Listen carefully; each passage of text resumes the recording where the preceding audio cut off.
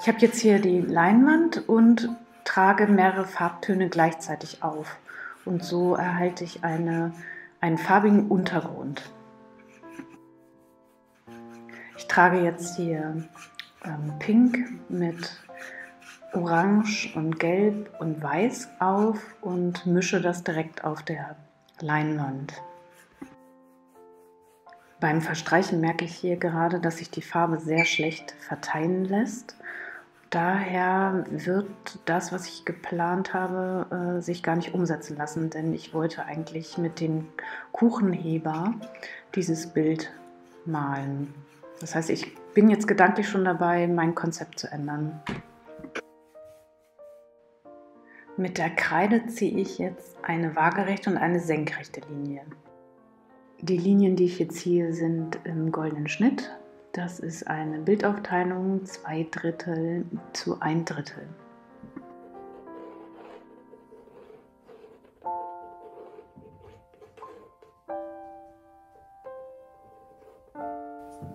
Ja, ich trage jetzt die erste Farbe auf, das ist Weiß, und merke halt gleich, dass sich die Farbe nicht gut verstreichen lässt, also wie gedacht, und werde deshalb weiter mit dem Pinsel erstmal arbeiten.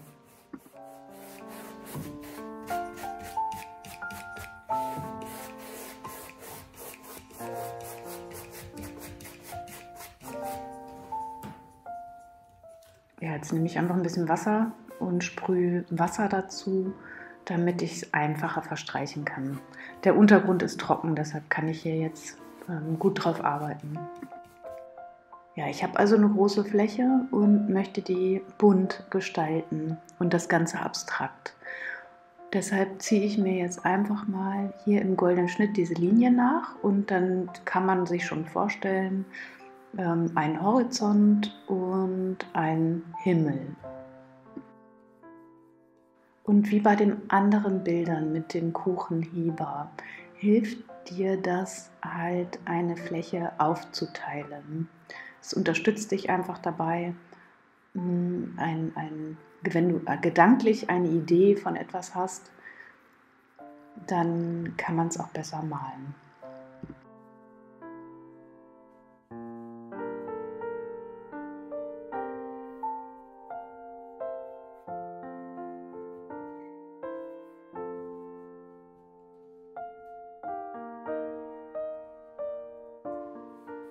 Ja, ich sprühe jetzt hier nochmal Wasser rauf, damit die Farbe nicht antrocknet und ich weiter entspannt mit der Farbe arbeiten kann. Also ich mache sie nur nass und dann bleibt das Wasser da drauf und ich kann an anderer Stelle weiterarbeiten und später das Wasser da auch wieder abtupfen, um den Untergrund wieder zum Vorschein zu bringen. Ja, und die Farbe, die ich jetzt hier oben aufnehme, kann ich dann auch gleichzeitig nach unten hin verteilen und somit habe ich die Fläche dann schon miteinander verbunden. Also ich verstreiche sie einfach gleich noch mit weiter über die untere Fläche.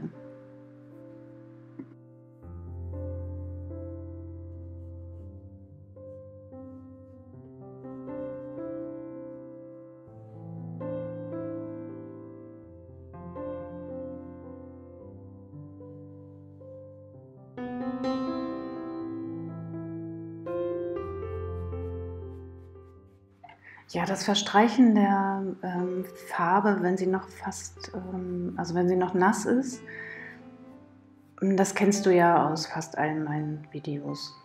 Das macht die Fläche schön weich.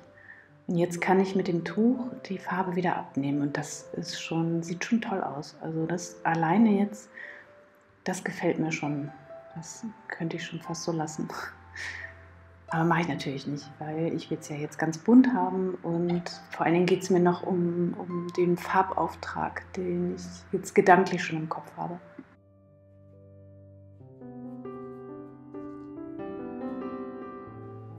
Super, ne? Dieses hellblau da jetzt drauf. Ich meine, wenn man jetzt wirklich eine Landschaft malt, ich mache es ja nur in Anlehnung an eine Landschaft, aber das alleine schon, das ist fantastisch. Ja.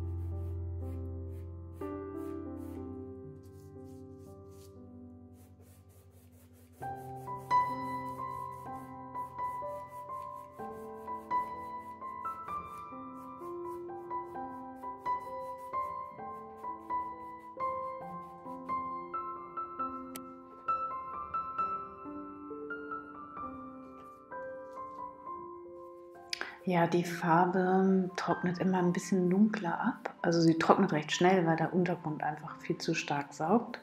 Also die Grundierung ist nicht so schön von der Leinwand, aber deswegen muss ich immer ein bisschen heller arbeiten. Also ich merke jetzt, ich muss immer noch einen Tuck Weiß zu der Farbe zugeben, damit sie deckt, wenn ich transparent arbeite.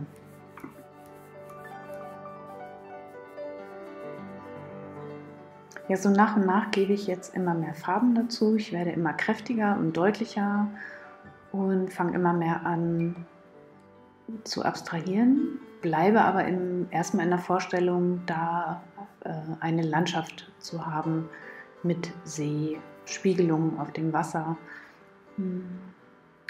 weil das vereinfacht es einem, ja, die Farbfelder zu setzen.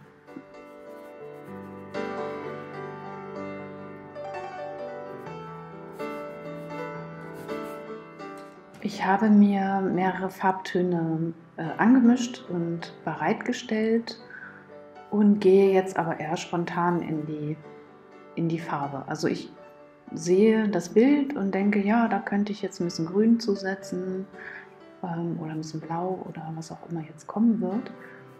Aber die Farben habe ich tatsächlich schon da liegen.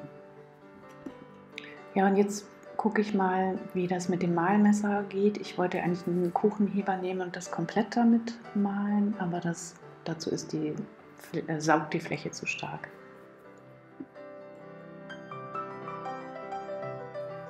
Ja, und mit dem Malmesser kann ich eben auch mischen auf der Leinwand und die Farbe dann an einer anderen Stelle wieder verteilen. Und wenn ich das eben flach ziehe, ziehe ich auch die Farbe so mit drauf.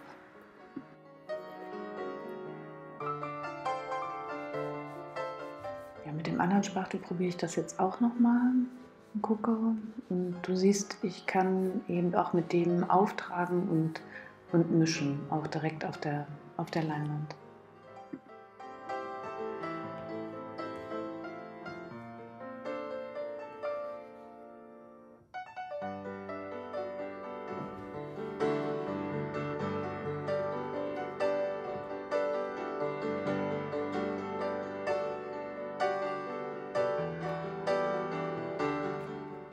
Jetzt nehme ich nochmal den trockenen Pinsel zum Verstreichen, weil ich noch nicht zu konkret sein möchte. Ich möchte noch weichere Übergänge haben und das kannst du eben gut auch machen, wenn die Farbe sehr dick ist.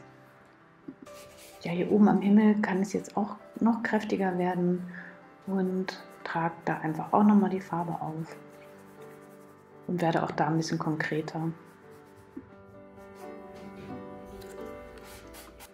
Und weil sie sich eh nicht so gut verteilen lässt, sprühe ich einfach nochmal Farbe drüber, lasse das auch Ganze auch einfach nochmal rüber laufen, weil ich weiß, dass ich einfach noch länger daran arbeiten möchte und kann jetzt auch das einfach so laufen lassen.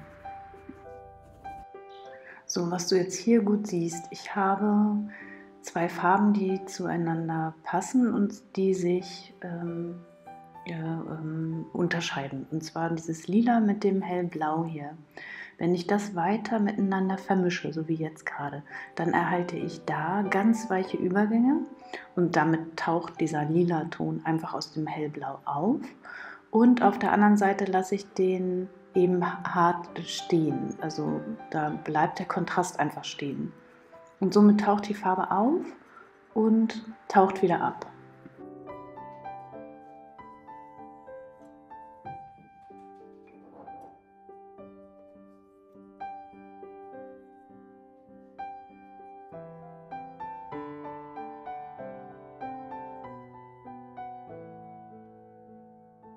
Ich habe die Farbe mit dem Pinselstiel gemischt.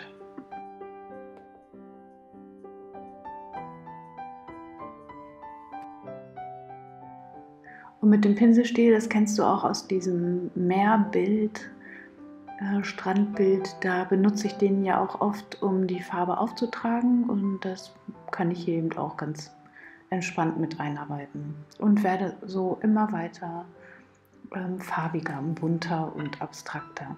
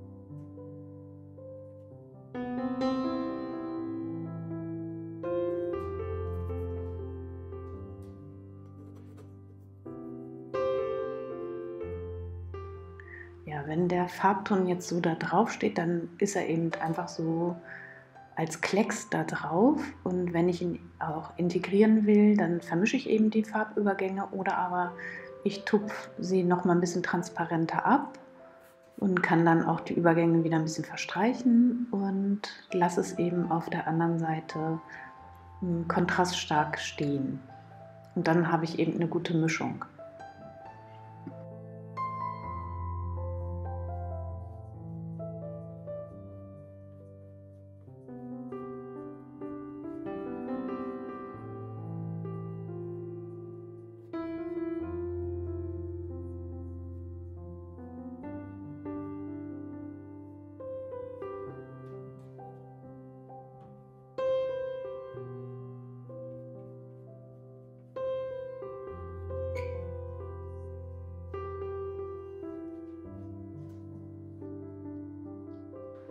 Ja, das Bild trocknet jetzt gerade. Das ist der Arbeitsplatz. Da habe ich jetzt gerade dran gearbeitet. Der Tisch ist ziemlich nass. Ich habe einfach Backpapier genommen und habe darauf auch die Farben gemischt. Ja, und da steht es jetzt. Ich gehe jetzt noch mal ein bisschen dichter ran. Da siehst du, wie die Farbe auch runterläuft und das macht nichts.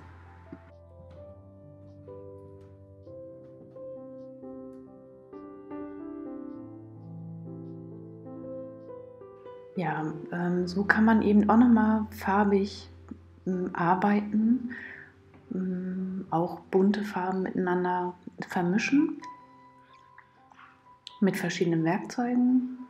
Und außerdem haben wir gerade November und es ist wirklich jeden Tag sehr grau.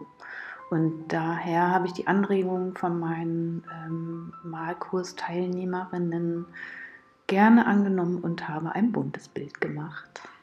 Ich hoffe, du konntest auch was mitnehmen für dich und ja, vielen Dank fürs Zuschauen. Ich freue mich über deinen Kommentar und über ein Like freue ich mich. Und wenn du noch kein Abo hast, gerne abonnieren. Danke!